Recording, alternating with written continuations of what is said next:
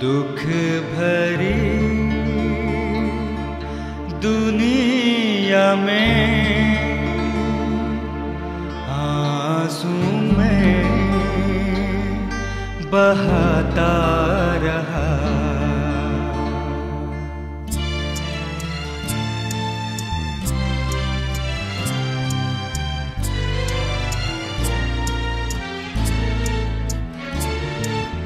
दुख भरी दुनिया में आंसू में बहाता रहा। ढूंढे कई सहारे मैंने, फिर भी बेसहारा रहा। दुख भरी दुनिया में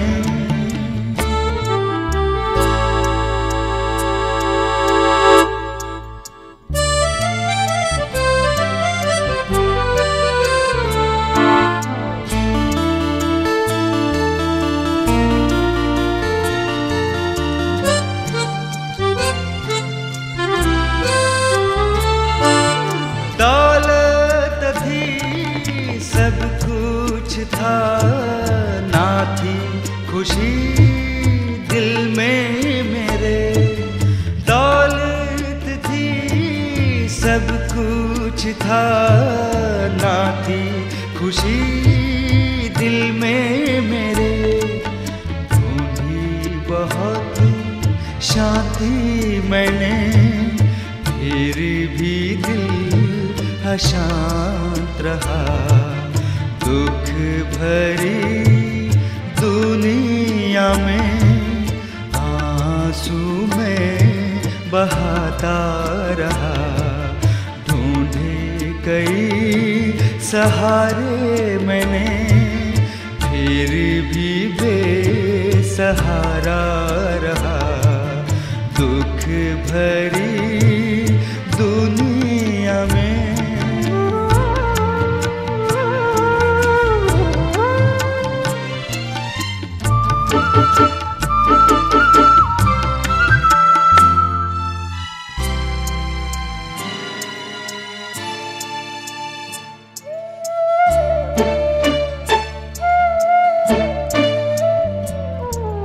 यीशु से ये ना देखा गया, आंसू को मेरे पोंछ दिया। यीशु से ये ना देखा गया, आंसू को मेरे पोंछ दिया। शांति से दिल भर दिया, वो ही सच्चा किनारा मिला। दुख भरी दुनिया में आंसू में बहाता रहा। ढूंढे कई सहारे मैंने, फिर भी बेसहारा रहा। दुख भरी दुनिया में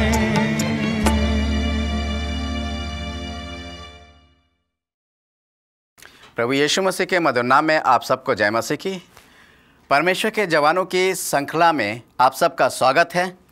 हम बात कर रहे हैं परमेश्वर के वचन से परमेश्वर के जवानों के लिए, जो आजकल हमारे जवान हैं, जो परमेश्वर को जानते नहीं या परमेश्वर से बहुत दूर हैं, परंतु उनको उत्साहित करने के लिए परमेश्वर का वचन क्या कहता है। आज मैं आपके सामने एक ऐसे योद्धा के बारे में बात करूंगा जो 16 साल से का है, परंतु वो बचपन से योद्धा रहा है और उससे परमेश्वर ने उसे लड़ने की शक्ति दी है, एक सामर्थ्य दी है। योद्धा का मतलब सोल्जर, एक सिपाही। वो परमेश्वर का सिपाही है और वो उसकी उम्र 16 वर्ष से परमेश्वर ने उसको चुना है और अपने लिए अपनी सेना में उसको भर्ती कर कर अपने लिए लड़ने के लिए, अपनी तरफ से लड़ने के लिए उसको तैयार किया है। जानते हैं ये कौन है? परमेश्वर इसके विषय में क्या कहता है? एक बहुत अजीब सी बात परमेश्वर कहता है, मैं आपको बताना चाहूँगा। आप मेरे साथ निकाल लीजिए पहला शमूएल और उसका 13 अध्याय और उसका 14वां पद। यहाँ पर इस प्रकार से लिखा है, परंतु अब तेरा राज बना ना रहेगा।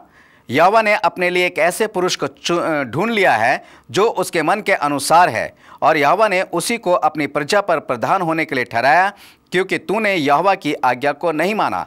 जी हाँ, परमेश्वर साउल से कह रहा है कि परमेश्वर ने यह बताना चाहता है कि उसने अपने मन के लिए, मन के अनुसार एक ऐसा व्यक्ति चुन लिया है जो उसके मन के अनुसार है। एक बड़ी अजीब सी बात है। ऐसा क्या बात थी? और ये कोई और नहीं है, ये दाऊद है।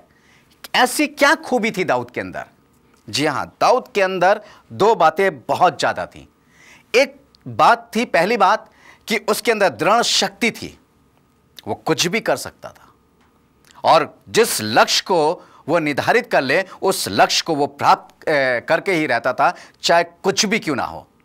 दूसरी बात उसके अंदर जो सबसे बड़ी खूबी थी वो निडर था। उसके अंदर किसी भी प्रकार का डर नहीं था, कोई खौफ नहीं था, वो किसी भी चीज से नहीं डरता था। आज यही दो चीजें किसी भी जवान के अंदर पाई जाती हैं, और परमेश्वर यही चाहता है कि उनकी जो दृढ़ शक्ति है आज जवानों की, वो चाहता है कि ये जवान अपनी दृढ़ शक्ति को उसके लिए इस्तेमाल करें। परमेश्वर चाहता है ये जो निडरता की बातें नौजवान आज करते हैं, जिनके अंदर डर नहीं है, कोई खौफ नहीं है, क्योंकि इनका जोश, इनकी ताकत और इनके जो उमंग है इनकी, वो इनको उस मंजिल तक पहुंचाती है जिसको ये प्राप्त करना चाहते हैं। परंतु यदि ये मंजिल, ये जोश, ये ताकत, ये निडरता सही तरीके से इस्तेमाल की जाए तो हम परमेश्वर के लिए बहुत कुछ कर सकते हैं। हाँ मेरे नौजवान भाइयों बहनों, मैं आपको उत्साहित करना चाहूँगा, और मैं चाहूँगा मेरे साथ निकाल लीजिए पहला शमूएल और उसका 17वां अध्याय। पहला शमूएल उसका 17वां अध्याय उसका 33 और 37 पद में एक बहुत प्यारी बात परमेश्वर का वचन यहाँ कहता है। यहाँ लिखा हुआ है 33 से 37 पद में, शाऊल ने दाऊद से कहा, तू जाकर उस फलिस्तीनी के विरुद्ध युद्ध नहीं कर सकता, क्योंकि तू तो लड़का ही है और वह लड़कपन से ही योद्धा है। जी हाँ, शाऊल इसके अंदर देखिए परमेश्वर ने उसका अभिषेक किया, मगर शाऊल एक ऐसी बात कर रहा है कि बिल्कुल अलग सी बात कर रहा है। उसके ऊपर उसको ऐसा लगता है कि शाऊल को परमेश्वर पे भरोसा नहीं है, शाऊल परमेश्वर पे भरोसा नहीं रख सकता है। परंतु वो दाऊद से ये कह रहा है, जब दाऊद ने ये सुना कि इस गोलियत ने, इसने परमेश्वर की सेना को ललकारा है, तो उसने कहा मैं इसको मार सकता हूं, ये कुछ भी नहीं कर सकता। जी हां, एक दृढ़ता थी उसके अंदर। उसके भाइयों ने उसको समझाना चाहा, बोले नहीं मैं ये काम कर सकता हूं, क्योंकि इसने परमेश्वर की सेना को ललकारा है। अब वो क्या कह रहा, शाऊल तू तो लड़का ही है। हाँ जी हाँ, वो सही में उसके लाली उसके चेहरे से झलकती थी। जब शमूएल उसका अभिषेक करने के लिए गया, जब दाऊद को देखा, तब परमेश्वर का वचन बताता है कि लाली उसके चेहरे से झलकती थी। वो सही में एक छोटा लड़का ही था, और उस समय उसकी उम्र 16 साल की हुआ करती थी। आप सोचिए, इतना छोटा लड़का और 9 फुट का गोलियत जो है उसको मारने के लिए वो कैसे जोश दिखा रहा है, और वो ये कह रहा है कि मैं इसको कर सकता हूं। क्यों? क्योंकि उसके अंदर परमेश्वर की निडरता है, उसके अंदर परमेश्वर का जोश है, वो परमेश्वर पे भरोसा रखता है। और जानते हैं उसने क्या जवाब दिया? एक ऐसा जवाब दिया उसने, आगे जवाब पढ़ेंगे। यहां पर परमेश्वर का वचन कहता है 34 पद में, दाऊद ने शाऊल से कहा, तेरा दास अपने पिता की भेड़ बकरियां चराता था, और जब कोई सींग या भालू झुंड में मेमना उठा ले जाता, तब मैं उसका पीछा करके उसे मारता और मेमने को उसके मुंह से छुड़ा लेता, और जब वह मुझ पर हमला करता तब मैं उसके केश को पकड़कर उसे मार डालता। तेरे दास ने सिंह और भालू दोनों को मारा है, और वह खतना रहित फलिस्तीनी उसके समान हो जाएगा, क्योंकि उसने जीवित परमेश्वर की सेना को ललकारा है। जी हाँ, अब वो ये बताना, वो अपनी दृढ़ता के बारे में बता रहा है, वो उस निडरता के बारे में बता रहा है जो उसने किया है परमेश्वर पे भरोसा रख के। उसने कहा तेरे दास ने शेर को और भालू को दोनों को मारा है। मेरे नौजवान, खास तौर से लड़कों के लिए बात कर रहा हूं, जो मेरे नौजवान लड़के हैं बहुत तेज दिखाते हैं, जिम जाते हैं, अपनी बाजियों को बनाते हैं, अपने सीने को बनाते हैं, खूब अपनी पर्सनालिटी को अपनी बनाते हैं, खूब अच्छे से खाते पीते हैं ताकि वो ताकतवर दिखाई दें, ताकि उनकी बॉडी, उनके गट्स जो हैं वो दिखाई दें। परंतु यदि शेर आपके सामने आ जाए तो आपकी सारी ताकत पता नहीं कहां चली जाएगी, ये आप भी नहीं सोच सकते हैं। यदि कोई जबरदस्त भालू आपके सामने आ जाए, शेर की तो बात बहुत दूर की, अगर कोई भालू आपके सामने आ जाए तो मेरे ख्याल से आपकी हालत क्या होगी। मान लीजिए अचानक कोई बिल्ली आपके ऊपर जंप मार जाए तो आप उछल के कूद पड़ेंगे और चीख जाएंगे, तब आपकी हालत क्या होगी।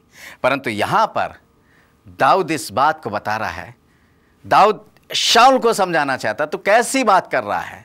ठीक है, मैं लड़का ही सही, मैं लड़का हूं, मेरी उम्र कुछ भी नहीं है, मैं ये भी जानता हूं, परंतु एक बात याद रख, परमेश्वर ने मुझे इतनी ताकत दी है, परमेश्वर ने मुझे इतना जोश दिया है कि जब जब मैं मेरे मेमनों को कोई भी शेर या भालू छीन के ले जाता था तो मैं उनके जबड़ों से अपने मेमनों को छुड़ा लेता था। उसके अंदर ये खूबी थी। आज परमेश्वर यही चाहता है कि ये नौजवान जो भाई बहन हैं, उसके बेटे और बेटियां हैं नौजवान, ये ऐसे ताकतवर लोग हैं जो शैतान के जबड़े से उसके मेमनों को, अर्थात उन भोली भाली भेड़ों को छुड़ा सकते हैं, छुड़ाने की ताकत रख सकते हैं। इसलिए वो कहता है आपको बुलाना चाहता है। ये दाऊद का ये जो काम है मेमनों को शेरों के उसमें से छुड़ाने का, ये आपको देना चाहता है।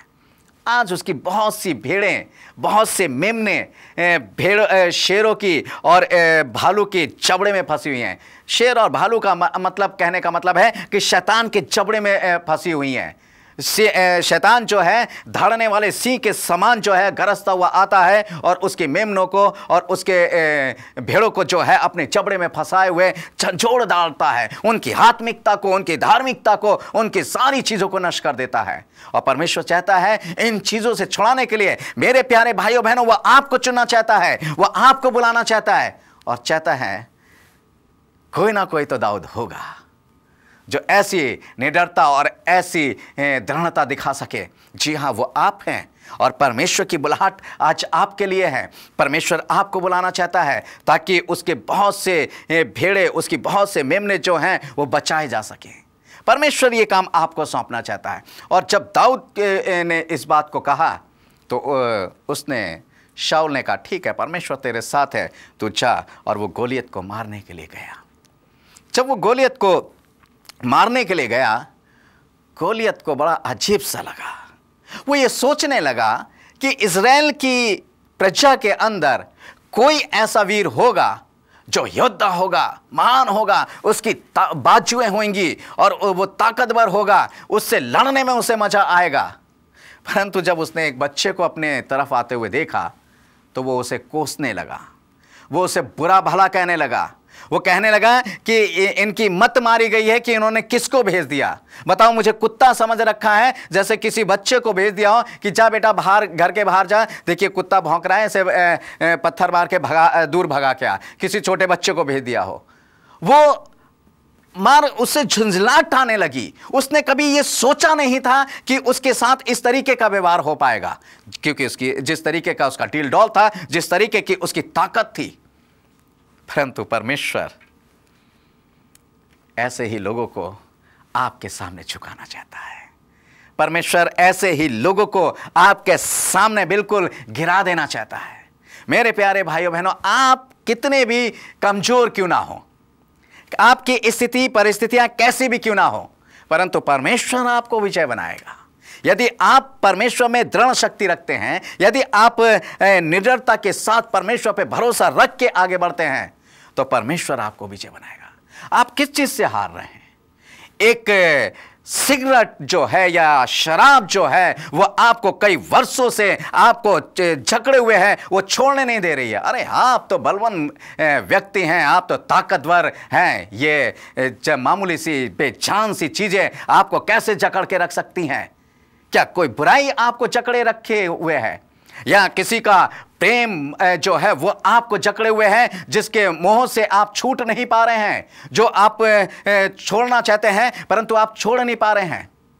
हाँ, आप ताकतवर व्यक्ति नहीं है इसका मतलब। यदि ताकतवर हैं तो आपको कोई भी चीज़ बंधन में डाल नहीं सकती है, क्योंकि आप परमेश्वर आपको क्या करता है, छुड़ा सकता है, और परमेश्वर आपको बहुत सी आशीषें देता है। मेरे प्यारे भाइयों बहनों, दाऊद के अंदर एक खूबी और भी थी, और परमेश्वर का वचन इस बात को बताता है। दाऊद के अंदर बहुत से गुण थे। एक तो उसके अंदर निडरता का गुण था, और उसने अपनी निडरता को साबित भी किया गोलियत को मारकर। परंतु उसके अंदर दूसरा गुण जो था, एक बहुत बड़ा गुण यह था कि वो अपनी गलती को मान लेता था, अपनी गलती को मान लेता था। और इसके साथ में जब आप भजन संहिता 23 पढ़ेंगे और उसका 4 पद पढ़ेंगे तो वहां लिखा हुआ है, यदि मैं घोर अंधकार की भरी हुई तराई से होकर भी चलूं तो भी हानि से ना डरूंगा। जी हाँ, वह हानि से नहीं डरता है। घोर अंधकार की भरी हुई तराई से कह रहा है तो भी मैं डरूंगा नहीं, क्योंकि वो निडर व्यक्ति है। और दूसरी बात, परमेश्वर का वचन इस बात को बताता है कि वो अपने पाप को मान लेता है। जब आप भजन संहिता 51 पढ़ेंगे तो वो अपनी गलतियों को मानता है। हाँ, मैं पापी हूं, मेरे प्रभु, मैं तो आधर्म में पैदा हुआ, मैं आधर्म के साथ उत्पन्न हुआ, और तू मेरे गुनाहों को माफ कर। और इसके साथ में भजन संहिता 103 मेरे साथ जब आप पढ़ेंगे, परमेश्वर का वचन भजन संहिता 103 में कहता है, और उसके पहले पद में, हे मेरे मन यहोवा को धन्य कह, और जो कुछ मुझ में है वह उसके पवित्र नाम को धन्य कह। जी हाँ, परमेश्वर का वचन ये कहता है, हे मेरे मन यहोवा को धन्य कह। किसको धन्य कहना है? हे मेरे मन यहोवा को धन्य कह, जो कुछ मुझ में है। मुझ में है क्या? आज मेरे नौजवान भाइयों बहनों, यदि आप में कुछ है अच्छा, तभी आप धन्य कहेंगे। जब आप में कुछ अच्छा है ही नहीं तो परमेश्वर को धन्य कहां से कहेंगे? यही कारण है कि आज हमारे नौजवान भाई बहन जो हैं वो परमेश्वर को धन्य नहीं कह पाते हैं। क्यों? क्योंकि उनके अंदर कुछ अच्छा है नहीं। मैं फैक्ट कहता हूं। आपको लगता है कि आपको बुरा लग रहा होगा, क्योंकि मैं स्पष्ट बात कह रहा हूं, और यह बात हकीकत है। यदि आप में कुछ अच्छा है तो आप यहोवा को मन से धन्य कहेंगे, और जो मन से धन्य कहता है वो किसी भी चीज़ से डरता नहीं, अंधकार की शक्तियों से नहीं डरता, वो बड़ी बड़ी ताकतों से नहीं डरता है। और वो क्यों कहता है कि है मेरे मन यहोवा को धन्य कह? वो स्पेशली मन से क्यों कहता है? क्योंकि यिर्मयाह की पुस्तक 17 अध्याय उसके 9 पद को पढ़ेंगे, लिखा, मन तो सबसे अधिक धोखा देने वाली वस्तु है। और लिखा हुआ है कि मन में असाध्य रोग लगा हुआ। असाध्य का रोग का मतलब क्या होता है? जिस रोग का कोई इलाज ना हो सके। हाँ जी हाँ, आपने बहुत से रोग जो हैं अपने मन के अंदर लगा लिए हैं। कोई प्रेम रोग लगा बैठा है, तो कोई किसी चीज़ का रोग लगा बैठा है। ये सारे रोग जो हैं, जब आप इससे छुटकारा पाएंगे तब आप यहोवा को धन्य कह पाएंगे, और नहीं कह पाएंगे तो परमेश्वर की आशीषों को कभी भी जो है प्राप्त नहीं कर पाएंगे। मैं आपके सामने पढ़ना चाहूँगा पहला शमूएल उसका 16 अध्याय और उसका 14वां पद। यहाँ पर लिखा हुआ है, परमेश्वर का आत्मा, यहाँ पर ही मैं अब दूसरा गुण बताना चाह रहा हूँ परमेश्वर का, दाऊद का दूसरा गुण बताना चाह रहा हूँ।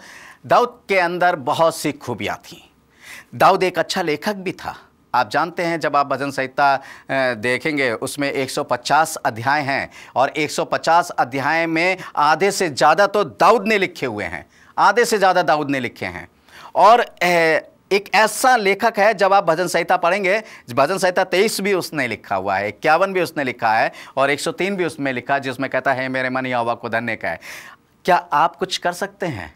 आपके अंदर यह है? चलिए ये चीज़ छोड़ दीजिए। आप मेरे नौजवान भाइयों बहनों को मैंने अक्सर बहुत सी जगहों में, चर्च में और कई जगहों में देखा है गाना गाते हुए। बहुत अच्छा गाते हैं, बहुत अच्छा बजाते भी हैं, और इतना अच्छा गाते हैं, इतना अच्छा बजाते हैं कि पब्लिक झूम जाती है। मगर क्या कभी आपने अपने जो भी इंस्ट्रूमेंट आप बजाते हैं, किसी भी इंस्ट्रूमेंट बजाने से आपने किसी दुष्टात्मा को निकाला है? कोई दुष्टात्मा निकल के भागी है? नहीं। अगर नहीं भागी तो फिर आप क्या बजा रहे हैं?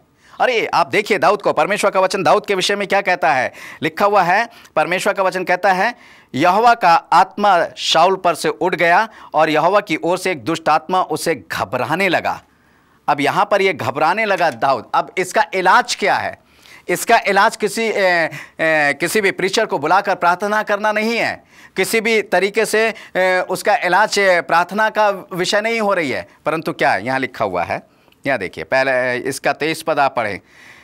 और जब जब परमेश्वर की ओर से वह आत्मा शाऊल पर चढ़ता था, तब तब दाऊद बीड़ा लेकर बजाता और शाऊल चैन पाकर अच्छा हो जाता था और वह दुष्ट आत्मा उसमें से हट जाता था। कितनी बड़ी बात है। एक दाऊद जो है वो बीड़ा बजा रहा है और बीड़ा बजाकर क्या कर रहा है, दुष्ट आत्मा भाग जा रही है उसकी बीड़ा बजाने से। आपके बजाने से क्या भाग रहा है? आपके बजाने से मेरे ख्याल से किसी के दिल से कोई चीज़ भाग रही है या नहीं भाग रही, या दुष्ट आत्माएं भाग रही नहीं भाग रही हैं? शायद नहीं भाग रही हैं। मगर जब आपका संगीत समाप्त हो जाता है, जब आपका गीत समाप्त हो जाता है, उसके बाद क्या कहते हैं, दुआ की जाती है। किन के लिए? उनके लिए जो दुष्ट आत्माओं से पीड़ित हैं।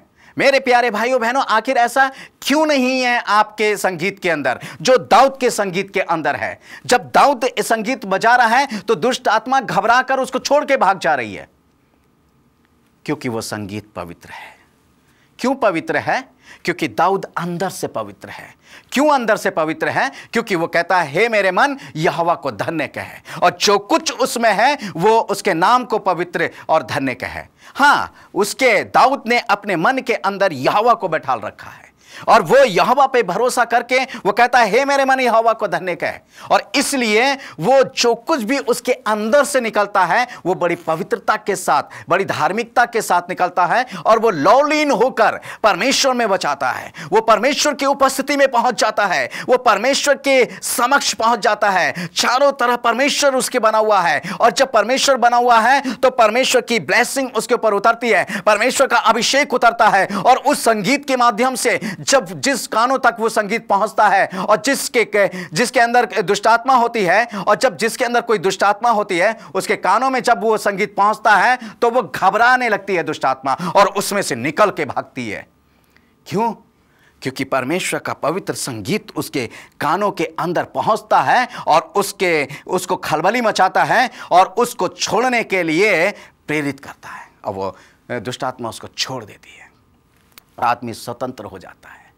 मेरे अजीजों, दाऊद जब भेड़े चलाता था वो फालतू नहीं बैठता था, वो फालतू में सोच विचार नहीं करता था, वो परमेश्वर के लिए गीतें लिखता था। वो परमेश्वर के गीतों को उससे वीणा से वो उन गीतों के संगीत को निकालता था और निहारता था, और बहुत उसके संगीत में बहुत निखार था। मेरे प्यारे भाइयों बहनों, आप संगीत बचाते हैं, परमेश्वर ने आपको टैलेंट दिया है, परमेश्वर ने आपको खूबी दी है, परमेश्वर ने आपके उंगलियों को आशीष दी है कि आप अच्छे से तबला बजा सकते हैं, ढोलक बजा सकते हैं, आप गिटार में माहिर हैं, आपकी आवाज़ बहुत सुरीली है। परंतु अफसोस कि इन सारी बातों के द्वारा परमेश्वर की महिमा नहीं हो पा रही है। आपको चाहे अच्छा लगे चाहे बुरा, परमेश्वर की महिमा आपके जीवन में नहीं हो पा रही है। उस गीत के माध्यम से परमेश्वर की महिमा नहीं हो पा रही है, उस संगीत के माध्यम से परमेश्वर की महिमा नहीं हो पा रही है। परंतु यहाँ परमेश्वर का वचन कहता है कि दाऊद के माध्यम से जो है परमेश्वर की महिमा हो पा रही है। क्यों? और भी एक खूबी थी दाऊद के अंदर, सिर्फ यही खूबी नहीं थी। और परमेश्वर का वचन कहता है कि दाऊद ने बहुत कुछ किया है, और एक बात उसके अंदर और भी अच्छी लगती है। आप जानते हैं कौन सी बात? उसके अंदर जो चौथी बात रही है कि वो जितने भी परमेश्वर के अभिषिक्त लोग होते हैं वो उनका आदर मान सम्मान करता है। आज हमारे नौजवान भाई बहन जो है अपने पास्टर्स का या अपने जो भी प्रचारक हैं उनका आदर मान सम्मान नहीं करते हैं, उनसे ऐसे बात करते हैं जैसे वो उन्हीं के लेवल का व्यक्ति हो। परंतु नहीं, परमेश्वर का दास होता है। ये आज के नौजवानों को सीखना चाहिए। और परमेश्वर का वचन ये कहता है कि दाऊद परमेश्वर के अभिषिक्तों का आदर और मान करता था, बहुत सम्मान करता था। जब शाऊल को परमेश्वर ने अपने राजा होने के लिए अभिषेक किया, मगर वो परमेश्वर का अभिषिक्त था। और जब परमेश्वर का अभिषिक्त था और वो दाऊद को मारने के पीछे लग गया, परंतु दाऊद ने बदला नहीं लिया। कई बार परमेश्वर ने शाऊल को दाऊद के हाथ में कर दिया, परंतु इसके बावजूद भी दाऊद ने कभी भी शाऊल के ऊपर हाथ नहीं उठाया। वो एक बात परमेश्वर का वचन इस बात को बताता है। दाऊद एक बात कहता है कि मैं कौन होता हूं कि मैं परमेश्वर के अभिषिक्त के ऊपर हाथ उठाऊं? मैं कोई नहीं होता हूं कि परमेश्वर के अभिषिक्त के ऊपर हाथ उठाऊं। जी हां, और जिस व्यक्ति ने शाऊल को और उसके बेटे योनाताना को मार डाला, और जब वो आकर बड़ी खुशी के साथ उसको बताने लगा, तो दाऊद खिसिया गया, दाऊद नाराज हो गया। दाऊद ने कहा कि तू क्या इतना भी नहीं डरा कि परमेश्वर के अभिषिक्त के ऊपर हाथ उठाए? तुझे इतनी भी शर्म नहीं आई कि परमेश्वर के अभिषिक्त के ऊपर हाथ उठाए? परंतु आज परमेश्वर के अभिषिक्तों का क्या आलम हो रहा है? आज परमेश्वर के अभिषिक्तों के ऊपर हाथ उठाए जा रहे हैं। आज परमेश्वर के अभिषिक्तों को अनादर किया जा रहा है। और कौन कर रहा है? ये कोई और नहीं, ये अपने ही लोग कर रहे हैं। और खास तौर से उन नौजवान बेटे और बेटियों के जरिए से बहुत कुछ हो रहा है। जब कोई सेवक बिल्कुल स्पष्ट तरीके से बताना चाहता है कि देखो बेटा, ये तुम गलत कर रहे हो, तो वो नौजवान खिसिया जाता है। अगर कोई सेवक ये बताना चाहता है देखो बेटी तुम ये गलत कर रही हो, तो वो खिसिया नाराज हो जाती है और वो कहती है कि इसने हमारे ऊपर उंगली उठाई, इसने 4 लोगों के सामने हमारी बुराई करी है, इस पास्टर ने या इस सेवक ने इस तरीके से ऐसा हमारे लिए क्यों कहा? और वो उनका अनादर करने लगते हैं। मेरे प्यारे भाइयों बहनों, ये बहुत भयंकर भूल आप कर रहे हैं, क्योंकि परमेश्वर के अभिषिक्त को कभी भी अनादर से नहीं देखना चाहिए और कभी भी उसका अनादर नहीं करना चाहिए। इसलिए दाऊद की ये सीख को लें। एक तो दाऊद के अंदर जो खूबियां थी उसको हम अपनाएं और उस सीख को पकड़े रहें। जी हाँ, हम दाऊद की उस सीख को पकड़े रहें। कौन सी सीख को? दाऊद के अंदर जो खूबियां थी, सबसे पहली खूबी उसके अंदर क्या हमने देखा परमेश्वर के वचन से कि वो निडर था और वो दृढ़ शक्ति वाला था। दूसरी चीज उसके अंदर जो बात थी कि वो परमेश्वर में एक माहिर बीड़ा बजाने वाला था और परमेश्वर में वो बहुत सी आशीषों को प्राप्त करता था। परमेश्वर ने उसे बहुत सी आशीषें दी थी और सबसे बड़ी बात ये थी कि वो अपनी गलती को भी मान लेता था। जी हाँ, कैसे? जब नतान नबी को परमेश्वर ने उसके पास भेजा और उसने कहा कि तूने किस तरीके से एक बहुत बड़ी गलती करी है, तो उसने सबके सामने उस गलती को माना।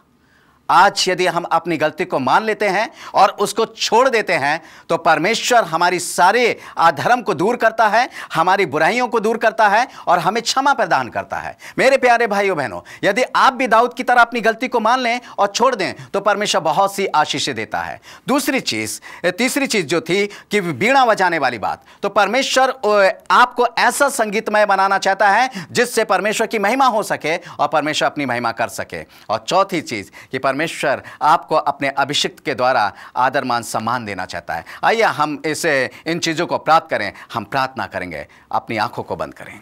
स्वर्ग और पृथ्वी के सृष्टिकर्ता परमेश्वर यहोवा, एक बार फिर से आपके अनुग्रह के सिंहासन के पास प्रभु यीशु मसीह नासरी के नाम से आते हैं और चाहते हैं अपने जवान बेटे बेटियों को, प्यारे प्रभु जी, जैसे दाऊद को तूने आशीष दी, ऐसे ही आशीष दे ताकि वो भी बहुत से बड़े बड़े काम कर सकें और तेरे नाम की महिमा को स्थापित कर सकें और तेरे राज को स्थापित कर सके। प्यारे प्रभु जी, इन बेटे बेटियों को तेरे पवित्र हाथों में सौंपते हैं ताकि इनके द्वारा तो अपने नाम की महिमा करा सके। ये प्रार्थना धन्यवाद के साथ प्रभु यीशु मसीह नासरी के नाम से मांगते हैं, आमीन।